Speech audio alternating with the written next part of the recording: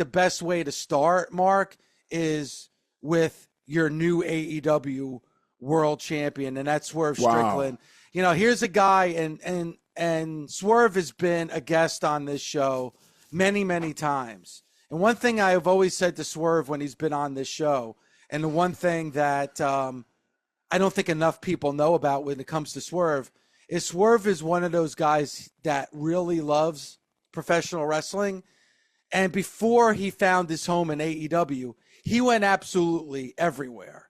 So, he's known as a high flyer. He's known as a technical wrestler, but he had no problem, being a part of death matches as well. Like, this guy just wanted to prove that he can do every single aspect of pro wrestling. And now, Mark, now that he's the world champion, now, he's the face of a company. Because whenever you're holding the most prestigious belt in the company, you're the face of that company. So congratulations to Swerve Strickland and your new AEW world champion. And also credit to Prince Nana as well. Prince Nana being by his side has definitely helped him connect with the fan base too. So it's worked. It's been wonderful. And I thought it was a great moment in the main event against Samoa Joe last night. Man, what a package. A lot of times you have one or the other. And Nana and Swerve are such a great dynamic together. It's like sweet and sour. Like it's like a burger and fries. Like they just go together, man. Like the seriousness that you see from Swerve, and then you get an entrance like the one that he and Nana do, and how you look at the crowd and you see the entire crowd dancing. That leads to them being so serious and giving the Who's House. Like, man, I don't know if there's a better balanced duo in pro wrestling. Like they both have just really took the world by storm. And I sent out a message last night on one of the chats to congratulations to Swerve. Welcome to the championship club. And to be a world champion in pro wrestling and have a company back you and believe in you enough that you're going to get the job done is big, Dave. I mean, you are the guy that's carrying the torch. And now just like the light was on Moxley and the light was on Danielson and the light was on Joe, now the light is going to be shined on Swerve. And just like Cody finishing his story, now that Swerve has got to the mountaintop, what's next? How do you keep it hot? What are you going to do that's going to cement your legacy in your reign as a champion? And I'm really proud of him, and I'm really excited to see where he's going to take this. Yeah, and Mark, this is obviously something you can speak of as well because you're a former world champion. You know, we've seen things change in 2024, but the list is still small of, African Americans who have held world championships. And just champions.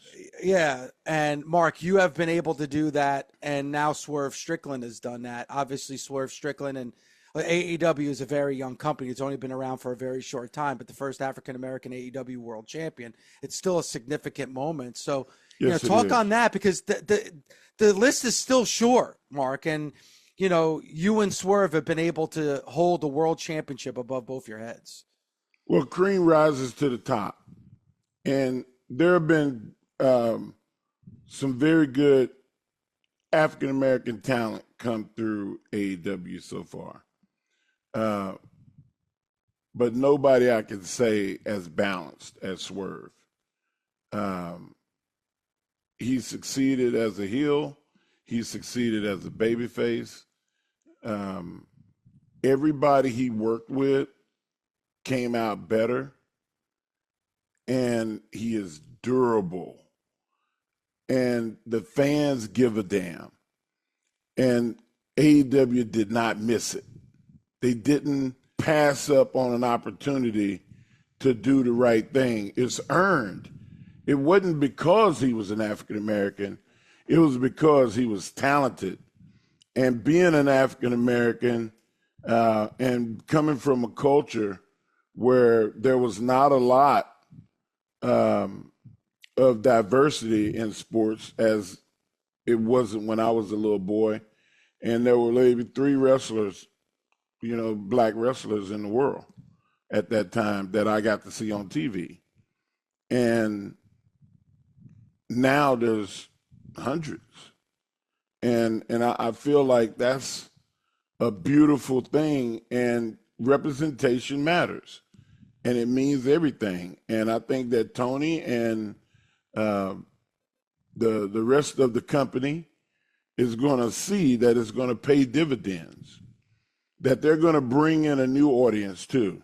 I'm a living witness that you can bring in an audience that was not wrestling fans. I didn't come from wrestling. I was a wrestling fan, just like you. And when I came into wrestling, I was hated and scorned, and you're not one of us, and the whole nine. Swerve has been all about wrestling. From the time he was a kid, through the indies, like you said, Japan, Mexico, Canada, Australia. He traveled the world wrestling. And now he landed at AEW, and he rose through the ranks. It's not like they said, oh, we need a black guy to be champion. No, that's not what happened. He went through everybody, successful reigns, the sagas with Paige and on and on and on. And now he's getting his just due. He's deserving. He joins a very small club. Myself, Booker T, Ron Simmons, The Rock, himself, like Bobby Lashley has been champion now, and several other guys that have worked their ass off to get to the top. And he's a good example. Ernie Ladd told me, hey, don't go and fuck it up for everybody that look like you after. And Swerve is a credit not only to the world of pro wrestling, but to the African-American wrestler. And he's a good bookmark in history. And I think it's important to talk about, because maybe a lot of younger fans don't realize it, Mark, but I was reminded of it when we were in Philadelphia for WrestleMania. Thunderbolt Patterson was inducted into the WWE Hall of Fame. And Thunderbolt Patterson was wrestling in the territory at a time where maybe there was just one African-American wrestler in the territory. Yeah. Where you would hear things like, we already have an African-American wrestler in our territory. We don't need it. Like, those conversations happened. And Mark, those conversations happened in our lifetime. So, like, I know for a lot of younger fans, and thank God and God bless, they probably look at that and say, oh man, that's in the past. That's a long time. No, those things happen, Mark, in our lifetime. I'm a 52-year-old man. Right. That happened, in our lifetime, in the 80s. In the last 45 years. Yeah, and the last 35 years, like, those things happen. So, like, it's not lost on me when you have a moment like you did last night. And it was a moment. Like, our producer Paul brought it to our attention because we watched it again, the ending of the match, and you just felt it. You felt it with Swerve. You felt it with the crowd when he was on that top rope. He was about to win that match last night and become a world champion. Those are moments that, that was given to us. And like you said, you got to give credit where credit is due. AEW and Tony Khan realized it, because it wasn't like, all right, we're putting on the championship because he's an African-American. No, they put the championship around his waist because the fans wanted to see him as world champion. This was a groundswell. Exactly. This was a groundswell that started, Swerve was a heel. It's very much like what we saw with Becky Lynch and the rise of Becky Lynch and when she became a world women's champion in the WWE, seeing it in AEW where he was hated, he was a heel, but he was so good and he was so cool. And the fans, he just did things that the fans were attracted to. And he did things that were different that we don't normally see as wrestling fans, that you got behind him. And we got caught in a whirlwind.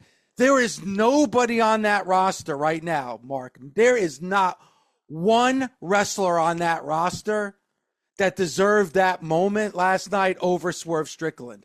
He deserved it. He earned it. And it was a great moment, not just for AEW, but a great moment for pro wrestling.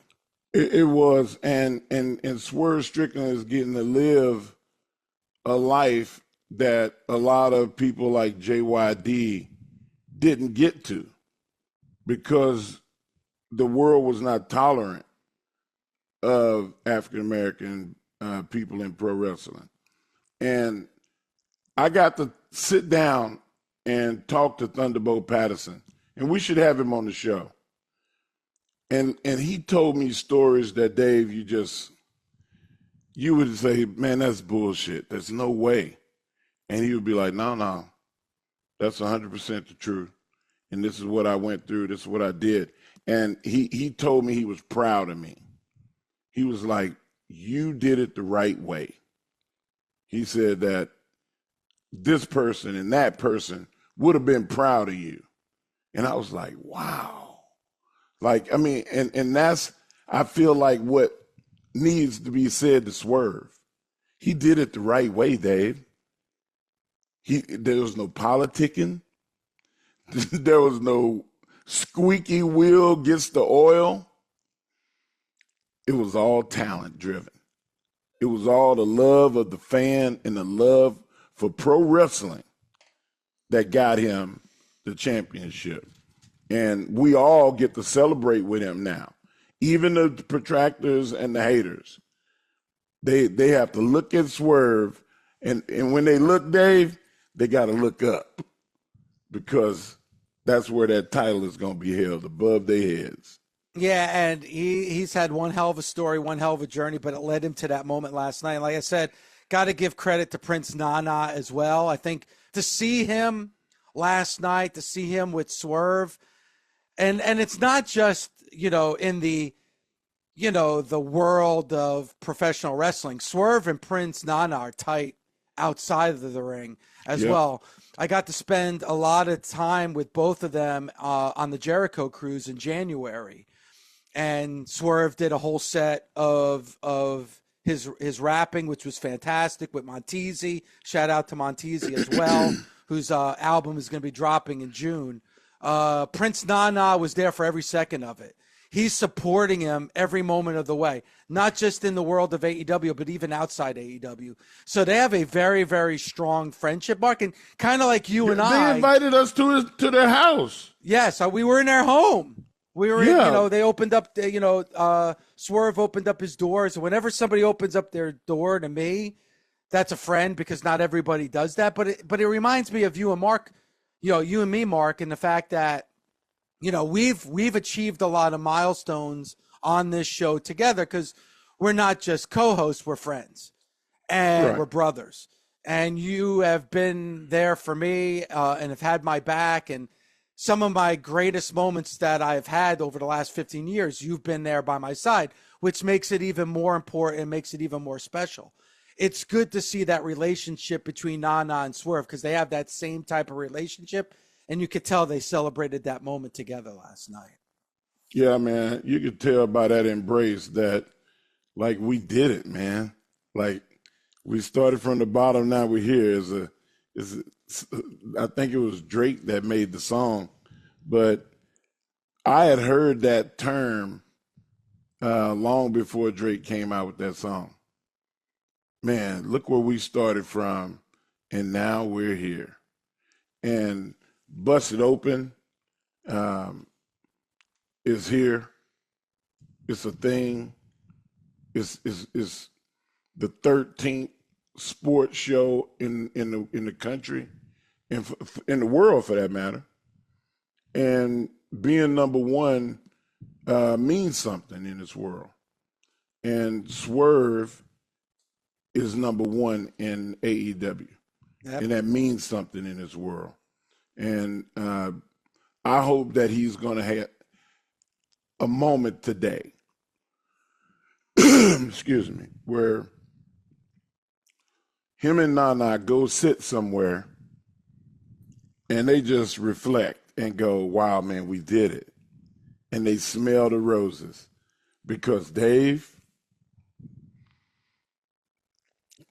walking through that garden of beautiful roses is a short walk. And I don't want him to look down the road and go, man, I should have took that in more. Because as long as it took him to get it, it may take him, if he ever loses it, it may take that long again. I got to give a shout out to the Bucks and FTR because, Mark, they were in a really tough position last night because they had to follow Will Ospreay and Bryan Danielson, which is probably going to be one of those matches that we talk about as a match of the year candidate when we do our busties in December. And they had to follow that up. And you could tell the crowd, it took a while for them to grab the crowd because after a match like Will Ospreay and Bryan Danielson, you could tell they were exhausted. And it was getting into late in the night. It was now you're past 11 o'clock Eastern time. I know for me, that's when I start fading, Mark, and I start losing energy. You know what I'm saying? And the Young Bucks and FTR were able to grab me. They brought me back in a big way. Ladder match for that AEW World Tag Team titles. But it's interesting because as good as that match was and as how great those teams worked, obviously the AEW fan base hates the Bucks and they love FTR. FTR, one of the greatest tag teams right now. We see, as Tony Schiavone explained, a fan jumping into the ring. And obviously it wasn't a fan, it was Jack Perry coming back. And the mask comes off. We see it's Jungle Boy, Mark, and the place pops for Jack Perry. And then in essence, the Bucks are able, because of that, to grab the titles and win. Man, because Jack Perry, obviously, he pushed the ladder and everything else because FTR was about to win those tag titles. And I was shocked, Mark, at the reaction from the crowd because I'm like, all right, Jack Perry stuff aside, FTR was about to win the tag titles. He prevented FTR from winning the tag titles. Now the Bucks are your tag team champions, and I'm watching the audience in St. Louis, and everybody's on their feet and they're cheering. So, man, it's one of those situations like this is where the confusion sets in about where Jack Perry's going to be. Jack Perry is part of the elite with the Bucks. Is Jack Perry going to be booed by the AEW faithful? Because he certainly wasn't last night. So it's going to be interesting moving forward how the crowd is going to react to returning Jack Perry. You know what? Y'all had a show last week where y'all talked about the narrative and creating a narrative and pushing it. And what can make you a baby face? What can make you a heel? You and Bully. And I feel like that's where you are. You let him fill out his space. Go out there. That's the way it used to be, Dave. There was no preconceived idea of what was until you got out there. You make the crowd, you tell them what you are, and let them be the ones to make the decision. I feel like that's going to happen with Jack. Every time he goes out, there's going to be some confusion at first. Should we cheer him when he comes out? Should we boo him when he comes out? But whatever they do, you go out there and be the best you can be. And if that happens to make them mad, then you make their ass all the way mad. If you go out there and they loving it, Ric Flair, dirtiest player in the game. Did Ric Flair ever kowtow to the crowd? He was just Ric Flair. He was just Ric Flair. And I always thought as a kid, whenever he would get to the point to where somebody would get the best of him and he would poke him in the eye, you know how many ass whoopings I got for poking people in the eye growing up? And I was copying Rick. I was copying. But nonetheless, you would think that poking in the eye would be cheating, underhanded, low, dirty, and whatever other adjectives that you can grasp to describe something being negative. Not with Ric Flair, it's not. So there's a line that you can cross, and I don't think that they have to cross it with Jack. Let Jack be Jack. It's going to be interesting because storyline-wise, obviously you should hate Jack Perry because look what happened last night. He helped the Bucks win. But at the same time, the Punk situation and them showing the Punk video, that's going to get a lot of AEW fans to side with Jack Perry because now Punk is gone from AEW. He left a mess on his way out, and now he's with the WWE. So I think you're right, Mark. I think you put him out there and kind of like with Swerve Strickland. Let's see how the crowd reacts. Let's get a feel of how the crowd is going to react to him. Not just in St. Louis last night because there's the pop because he just returned. How are the fans going to react to him on Wednesday on Dynamite? This is, again, another big Dynamite for AEW because I really feel like with this story, and now we're starting to see some more storytelling in AEW. We're seeing it with Jericho and Hook. We're seeing it with Thunder Rosa and Deonna Purrazzo and Tony Storm. And I think we're seeing it right now with the Young Bucks and Jack Perry. So we'll see. Yeah, I keep our eyes open. But I did love the fact that he had that damn shit-eating grin smirk on his face. Like, yep, it's me. And that's another layer I think that's going to be good for him, is to not just be stone-faced or not, be like the old fiery babyface look. Like he's adding depth of character to the way you see him. And that was just one impression. The first impression is the lasting impression. And every time you get one, it's like you're starting all over again. And that was a hell of a start for him.